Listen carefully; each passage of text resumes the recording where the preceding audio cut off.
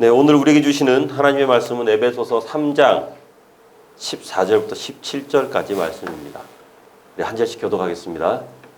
이러므로 내가 하늘과 땅에 있는 각 족속에게 그의 영광의 풍성함을 따라 그의 성령으로 말미암아 너의 속사람을 능력으로 강건하게 하시오며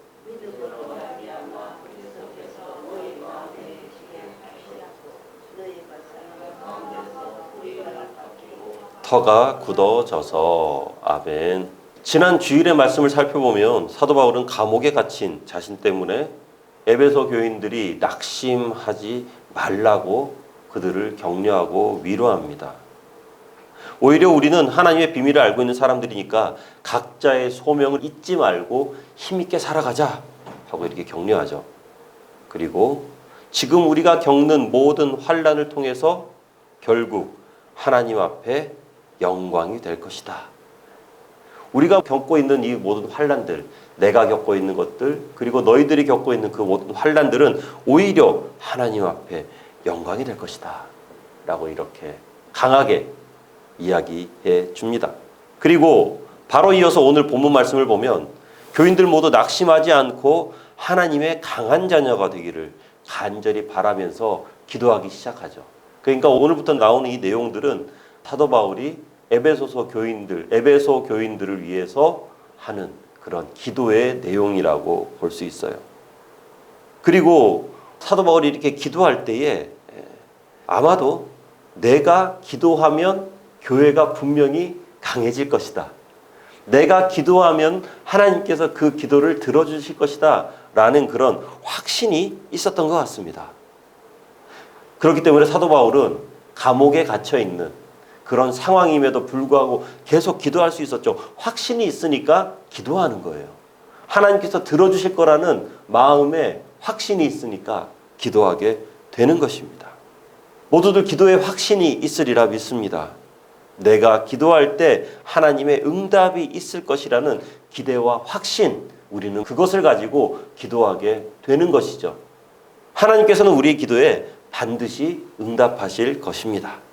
그래서 15절 말씀을 보면은요, 사도 바울은 기도를 시작하면서 가장 먼저 무릎을 꿇어요.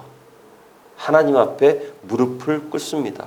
무릎을 꿇는다는 것, 그만큼 절박한 마음을 가지고, 그만큼 하나님께 간절한 마음을 가지고 나 자신을 완전히 내려놓고 전적으로 하나님만 의지한다는 표현, 이것이 바로 무릎을 꿇는다라는 이 행위로 나타나죠. 그리고 바울은 기도야말로 에베소 교인들을 위해서 할 수 있는 최고의 방법이다 라고 이렇게 생각하고 있었습니다. 그리고 사실 바울은 지금 감옥에 갇혀있기 때문에 그 이상 뭔가를 하는 것 자체도 불가능하죠. 갇혀있는 사람이 기도 말고 할 게 뭐가 있겠어요.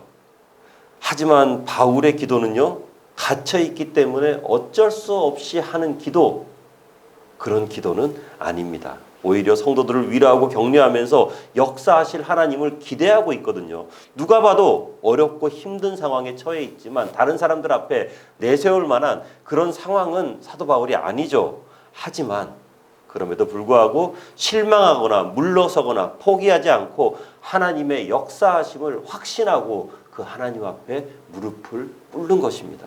이 확신이 바울에게는 있었던 거예요. 성경을 보면 이런 사람들이 많이 나옵니다. 출애굽 시절에 모세도 그렇죠. 백성들이 죽겠다 하잖아요. 그러면서 모세를 막 공격합니다. 공격하고 모세를 무기력하게 만들려고 그러고 모세를 막 끌어내리려고까지 하죠. 그런데 그때마다 모세는 즉시 그 자리에 엎드려서 하나님께 기도했죠. 약복강가의 야곱도 그랬고요. 불임의 고통을 호소했던 한나도 그랬습니다. 죽음을 선고받은 히스기야도 그랬고, 큰 물고기 뱃속에 갇힌 요나도 그랬죠. 느부갓네살 왕 앞에서는 다니엘. 이 모든 사람들은 한결같이 내가 아무것도 할 수 없는 상황 가운데 포기하거나 원망하거나 낙심하지 않고 오히려 하나님께 더 간절한 마음으로 매달렸다라는 것이죠. 이 기도만큼은 원수 사탄도 어떻게 할 수 없는 겁니다. 왜냐하면 하나님께서 우리 성도들에게 주신 가장 최고의 무기가 바로 이 기도이기 때문입니다. 그래서 수많은 믿음의 선배들은 극한 상황에 처하더라도 좌절하지 않고 하나님께 기도했던 것입니다. 찬양 중에 굉장히 유명한 찬양이 있잖아요. 기도할 수 있는데 왜 걱정하십니까? 기도하면서 왜 염려하십니까? 그 뒤에는 또 그러죠. 기도할 수 있는데 왜 실망하십니까? 기도하면서 왜 방황하십니까? 마음의 소원과 간절한 바람이 있거든 하나님 앞에 기도하시기 바랍니다. 그것이 그 소원이 특히 우리의 이웃과 우리의 가족, 때로는 가까운 이들의 영혼 구원을 위한 것이라면 지체하지 말고 우리는 기도해야만 하는 것이죠. 마태복음 21장 말씀인데요. 너희가 기도할 때 무엇이든지 믿고 구하는 것은 다 받으리라. 아멘. 믿음으로 기도할 때 하나님의 역사가 우리의 삶 가운데 일어나게 될 것입니다. 이것은 분명한 일입니다. 내가 노력할 때는 내가 일할 수밖에 없죠. 하지만 우리가 기도할 때는 하나님이 일하시기 때문입니다. 자, 바울은 이런 확신을 가지고 기도를 시작합니다. 첫 번째 기도의 내용이에요. 우리 16절 말씀 함께 읽습니다. 시작. 그의 영광의 풍성함을 따라 그의 성령으로 말미암아 너희 속사람을 능력으로 강건하게 하시오며. 아멘. 속사람을 능력으로 강건하게 하시오며. 그러니까 겉사람이 있다는 거죠. 겉사람이 있고 속사람이 있습니다. 보통 사람들은 이 겉사람에 굉장히 관심이 많습니다. 겉사람이라 함은 눈에 보이는 것들이죠. 외모, 인기, 권력이나 학벌이나 재력이나 건강이나 스펙 이런 것들 겉사람이라고 할 수 있어요. 사람들은 이 겉사람을 잘 갈고 닦기 위해서 그리고 이 겉사람을 아름답게 보이기 위해서 무던히도 노력합니다. 정말 시간과 노력을 아끼지 않습니다. 재정도 막 투자하죠. 건강을 예로 한번 들어볼까요? 조금만 사람들이 여유가 생기면은 이제 건강에 관심을 가지기 시작합니다. 어떻게 하면 건강해질까? 그렇게 하면서 TV에 한 번씩 건강에 관한 어떤 식품들이 이렇게 나오잖아요. 그러면 다음날 되면은 그 식품들의 가격이 막 이렇게 뛰어요. 제가 옛날에 총각 때 그 농수산물 시장, 새벽 시장 있잖아요. 이렇게 막 경매 보는데 거기에서 잠깐 아르바이트를 했던 적이 있어요. 하루는 이렇게 가만히 그 판매 단가가 이렇게 뜨거든요. 뜨는데 우엉이 갑자기 막 우엉 가격이 막 3배, 4배 이렇게 갑자기 뛴 거예요. 그래서 그 사장님한테 한번 물어봤습니다. 사장님 갑자기 우엉 값이 왜 저래요? 그러니까 저를 보고 탁 보면서 야, 그때 저를 박기사라고 불렀죠. 야, 박기사 너는 TV 안 보나? 그러는 거예요. 저 TV 안 봅니다. 그러니까 바로 어제 저녁에 그 보통 주일 저녁에 그거를 한대요. 비타민이라는 프로그램이 옛날에 있었대요. 근데 그 비타민 프로그램에서 우엉을 이렇게 잘 해서 먹으면은 건강에 굉장히 좋다. 이게 비타민에 나왔다는 거예요. 다음날 우엉 값이 3배로 뛰어버립니다. 네. 사람들 그래도 막 삽니다. 우엉을 가지고 와요. 비싼 돈 들여서 운동하기도 하고요. 여기저기 막 건강 강좌 열리면은 사람들이 굉장히 많이 모여요. 그러니까 한국 사람들 건강을 얼마나 좋아하냐. 오죽하면은 보신관광 이렇게까지 그런 말까지 있잖아요. 그런데 수많은 사회 문제들을 보면 사람들의 몸이 약해서 문제가 일어난다기보다는 건강에서 문제가 일어나는 경우가 훨씬 많습니다. 건강에서 문제죠. 넘쳐나는 건강을 좋은 일에만 쓰면은 너무나도 좋겠지만 이게 이상하게 흘러버리면은 이게 성적 타락이나 방종으로 이 건강이 빠지게 돼요. 겉사람이 건강하니까 잘 가꾸니까 오히려 죄에 쉽게 노출돼 버리는 이상한 아이러니가 생겨버리고 마는 거예요. 그러니까 우리가 가장 먼저 신경 써야 될 것은 겉사람이 아니라 속사람이라는 것입니다. 속사람은 영적인 사람을 말합니다. 예수님을 만나고 변화된 성령의 사람을 이야기합니다.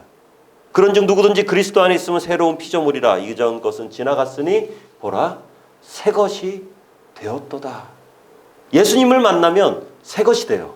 완전히 변화가 돼요. 새 것이 돼요. 이제 시작하는 거죠. 씨앗에서 이렇게 새싹이 움트며 이렇게 올라오듯이 예수님을 만나고 우리는 작은 새싹이 되어서 자라나기 시작하는 거예요. 새 생명을 얻는 거죠. 그리고 이왕에 자랄 거 건강하게 자라야죠. 튼튼하게 자라야죠.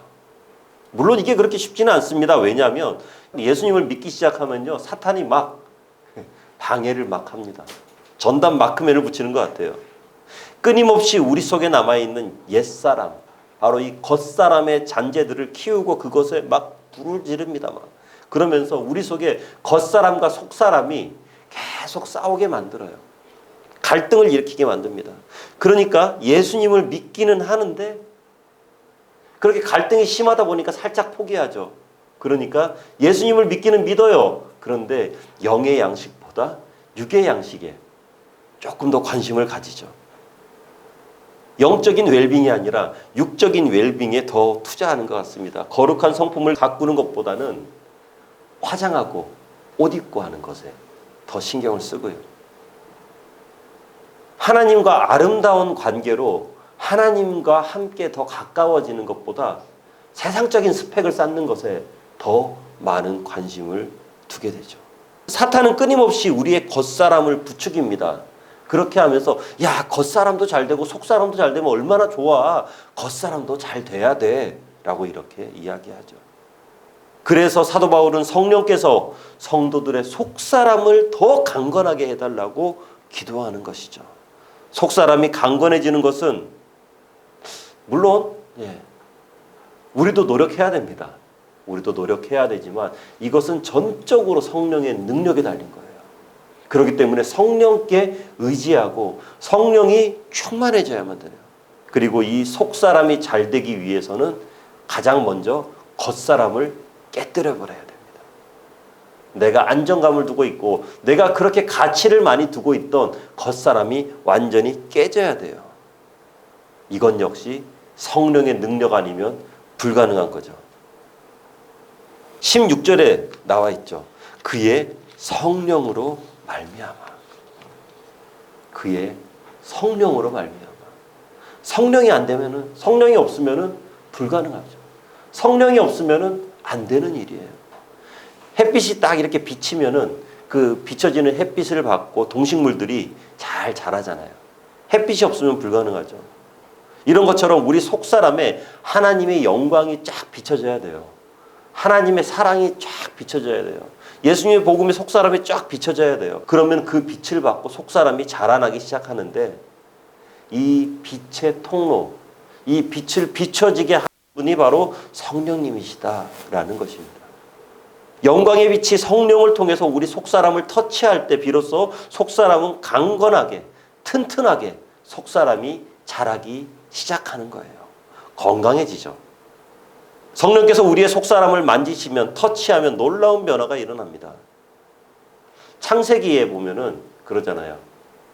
성령께서 만지시기 전에 천지는 흑암과 혼돈으로 가득했더라 라고 이렇게 되어 있죠.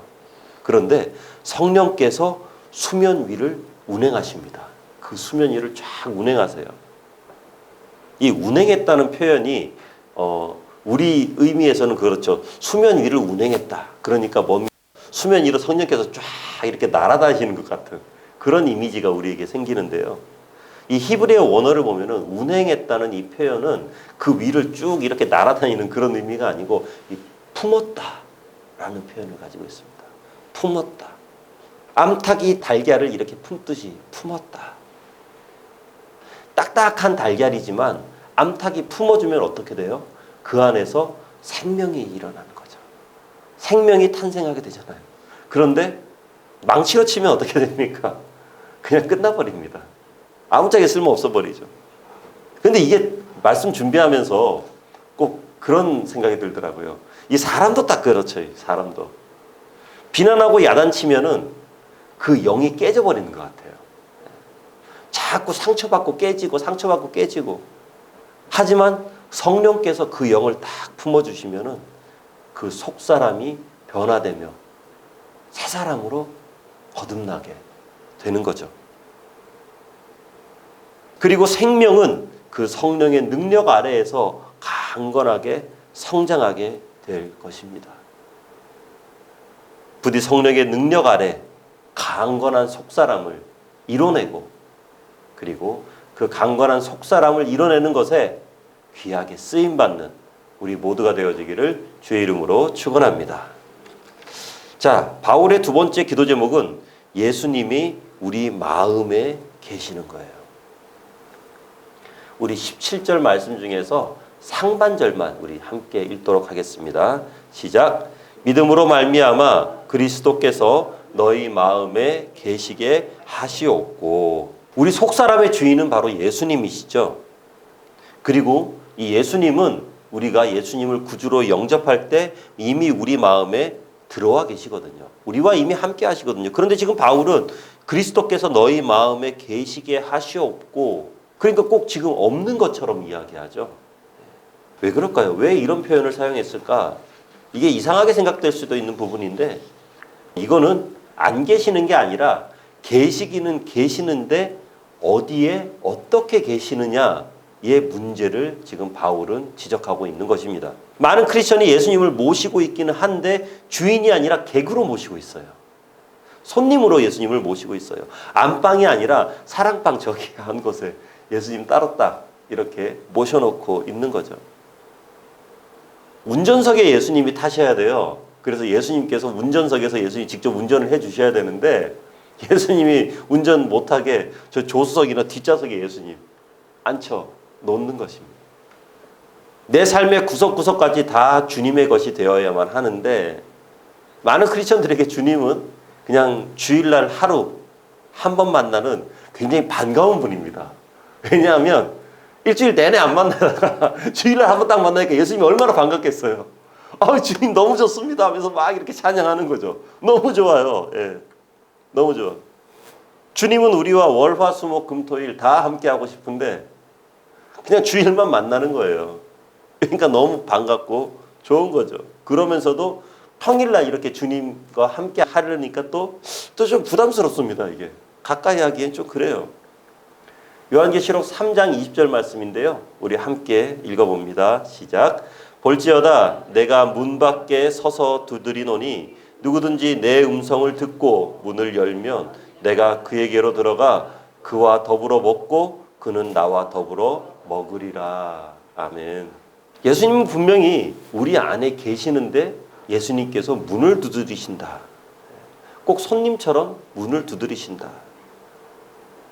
그런데 이게 이런 상황으로 이해하면 딱 됩니다. 주님을 우리 마음속에 있는 집으로 딱 모시고 들어왔어요. 들어왔는데 우리 마음의 집에는 어때요? 우리 회사의 방도 있고 가정의 방도 있고 우리 어렸을 때 추억의 방도 있고 여러 방들이 많이 있어요. 많이 있는데 예수님을 집 안에까지는 모셨는데 그 방 안에까지 들어오시지 못하게 하는 거예요. 왜냐하면 그거는 프라이버시거든요. 내 사생활이거든요. 이 요한계시록 3장 20절 말씀은 라오디게아 교회를 향한 책망의 말씀입니다. 지금 라오디게아 교회가 예수님을 향해서 문을 굳건하게 닫고 있다는 거예요. 교회인데 문을 닫고 있어요. 왜 그러면 라오디게아 성도들은 주님을 향해서 문이 닫혀 있을까요? 요한계시록 3장 16절 말씀을 보면은 그 이유가 나와요. 그들의 신앙이 미적지근하기 때문입니다. 뜨겁지도 않아요. 그리고 차지도 않아요. 미적지근한, 이도 아니고 저도 아닌 그런 신앙입니다. 적당한 신앙, 안주하는 신앙, 영적으로 침체되어 있는 신앙. 그러니까 은혜를 알긴 알죠. 은혜를 맛보긴 맛봤어요.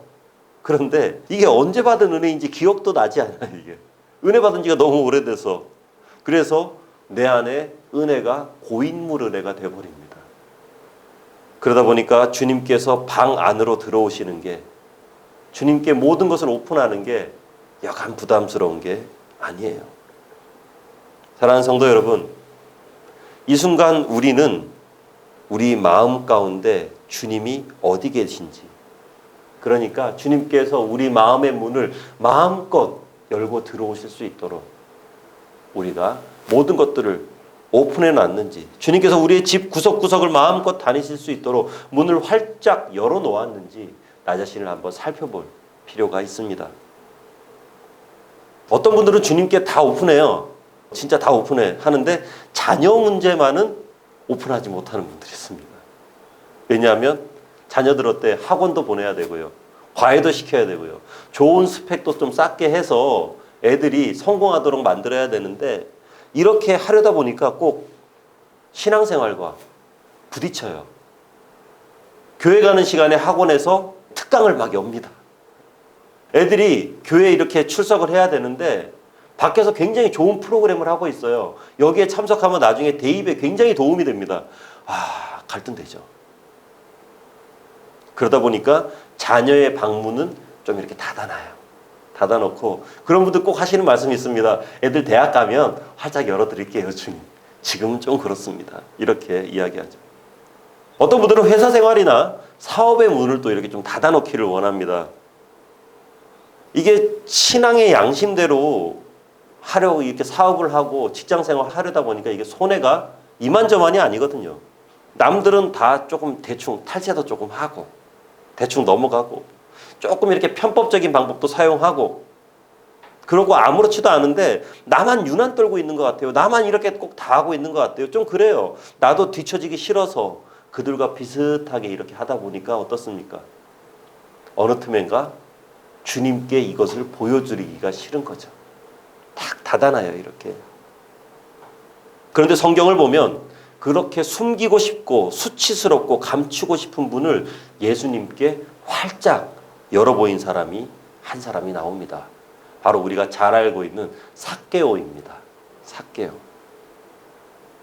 당시 사람들이 멸시하고 욕하던, 그런데 그 강한 권력 앞에서 꼼짝 못하던 이 이라는 직업을 가지고 있었거든요. 부정한 방법으로 얼마나 많은 돈을 긁어 모았겠습니까? 삭개오의 그때까지의 삶은 그냥 열등감에 사로잡혀 있던 그 분노가 오직 돈으로 표출되는 그런 비정상적인 모습이었죠. 그런데 주님께서 그런 삭개오를 부르십니다. 19장 이 말씀을 보면 딱 그거죠. 삭개오야, 이리 와. 내려와 일로. 오늘 너희 집에서 하루 묵을 건데 괜찮을까? 내가 너희 집 하루 가고 싶은데 괜찮을까? 그때 삭개오는 진심으로 기뻐하며 즐거워하며 예수님을 맞이합니다. 극진히 대접하죠. 그리고 누가복음 19장 8절 말씀을 보면은 예수님 앞에서 자신의 방문을 활짝 열어버립니다. 자신이 지금까지 했던 모든 잘못들, 수치스러웠던 것들, 그리고 감추고 싶었던 것들, 그 모든 것들을 예수님 앞에 그냥 다 쫙쫙 오픈해버려요. 활짝 열어버려요. 결국 삭개오는 진짜 회개를 하게 되는 거죠. 온전한 회개를 이루게 되는 거죠. 주님을 자신의 삶의 온전한 주인으로 맞이하게 되고 주님께서 주시는 참 생명으로 변화된 삶을 삭개오는 살아갈 수 있게 되었던 것입니다. 사랑하는 성도 여러분, 우리의 믿음이 약해지거나 문제가 생기면은 우리의 신앙이 흔들리기 시작하면 예수님께서 내 안에 계신다는 확신이 이게 점점 옅어집니다. 계시는 것 같은데 계시나? 이게 알쏭달쏭해요. 그러다가 결국 주님과 동행하는 이 삶이 깨지기 시작해요. 균열이 가기 시작해요. 이것은 우리가 완전히 타락했거나 주님께서 나를 버리고 떠나셨다는 것, 이런 것은 아니에요. 이것과는 완전히 다른 결의 문제입니다. 꼭 그런 것 같더라고요. 왜 집에서도 자녀들이 이렇게 좀 성장하면은 부모님들하고 이렇게 확 부딪히거든요. 그럼 어떻습니까? 관계가 완전히 틀어지죠. 한 집에 살기는 사는데 말 한마디 안 해요. 예. 이 같이 사는 게 아니에요. 예수님과도 그렇게 돼요. 예수님이 이 안에 계시는데 같이 계시에요, 분명. 집 안에 계시는데 이게 같이 계시는 게 아닌 거예요. 한 번씩 예수님이 쓱쓱 스쳐 지나가면 어때요? 굉장히 부담스럽습니다. 굉장히 좀 그래요. 하지만 그럼에도 불구하고 예수님은 우리를 포기하지 않으심을 기억하시기 바랍니다. 주님은 절대 우리를 버리지 않으십니다. 그리고 혹시라도 이 말씀을 나누면서 예수님과 동행, 예수님과 함께하는 것, 예수님과 가까이 지내는 것, 예수님께 내 모든 마음의 문을 다 열어드리는 것, 이것에 뭔가 자신이 없고 그런가 긴가 민가 그런 것 같기도 하고 아닌 것 같기도 하고, 그렇다면 고린도후서 13장 5절 말씀을 꼭 기억하셔야 돼요. 너희는 믿음 안에 있는지 너희 자신을 시험하고 너희 자신을 확증하라. 나 자신을 계속 돌아볼 필요가 있다는 거죠. 이것은 예수님과 가까워지는 가장 좋은 방법입니다. 내가 지금 속사람의 강건을 위해서 살아가고 있나, 겉사람의 아름다움을 위해서 살아가고 있는가. 이렇게 자신을 돌아볼 때 또 우리 삶에 굉장히 큰 유익이 생기게 되죠. 믿음 안에서 자신을 돌아보면 내가 누군지를 알게 됩니다. 내가 어떤 사람인지 알게 됩니다. 나는 지금 어떤 비전을 가지고 살아가고 있고 무엇을 해야 하며 어디에 서 있어야만 하는 사람인지를 다시 한 번 더 체크하고 돌이켜볼 수 있게 되는 거죠. 그리고 주변 사람들과의 관계도 크게 개선됩니다. 왜냐하면 믿음을 돌아보는 모든 과정을 통해서 나 자신이 어떤 사람인지 알게 돼요. 그리고 이웃을 보면 어떻습니까? 믿음의 눈을 통해서 그들을 바라보면은 그들 역시 주님께서 기뻐하시는 자들이구나. 때로는 이신전심이 되고요. 때로는 또 역지사지의 마음이 생깁니다. 이해와 공감의 능력이 넓어질 수밖에 없죠. 그리고 믿음 안에서 자신을 바라볼 때 삶에 닥친 어려움들, 우리의 생활 가운데 닥치게 된 여러 가지 힘든 그런 과정들, 이런 과정들을 바라보는 우리의 눈이 달라집니다.